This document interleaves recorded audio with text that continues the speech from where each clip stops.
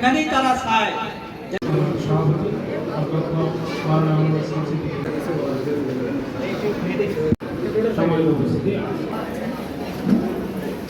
সবচেয়ে বড় কথা হচ্ছে আমাদের দেশে একটা সময় বলা হতো যে শিক্ষিত লোকের অভাব, এখন হচ্ছে শিক্ষিত লোকের অভাব নেই।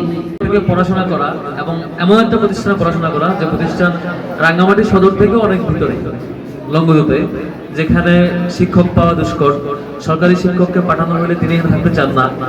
তারপর আর বেশিরভাগ প্রতিষ্ঠানে বেসরকারি, সেখানে প্রতিষ্ঠানগুলোতে যেখানে প্রতিষ্ঠান পরিচালনা করাও শিক্ষকদের জন্য একটা চ্যালেঞ্জিং। তো সেখানে শিক্ষার্থীদেরকে অধ্যয়ন নিশ্চিত করা, অন্যান্য সার্ভিস নিশ্চিত করা, আবার নিশ্চিত করা কঠিন, অসম্ভব ব্যাপার। সেখানে আমরা আবার অধ্যয়ন করা, আসলে এটা যে কোন লেভেলের লড়াই গেছে, এই লড়াইয়ে আমি প্রথমেই স্মরণ করছি সেসব শিক্ষকদের, সম্মানিত শিক্ষকদের, যারা বেতন পেয়ে না পেয়ে, যারা মানে পর্যাপ্ত প্রাপ্য পেয়ে না পেয়ে সেই কঠিন গহীরে থেকেও আমাদেরকে মানুষ হিসেবে গড়বার জন্য সময় দিয়েছেন এবং তিলে তিলে দীর্ঘ সময় দিয়ে আমাদেরকে তৈরি করেছেন। সেই শিক্ষকদেরকে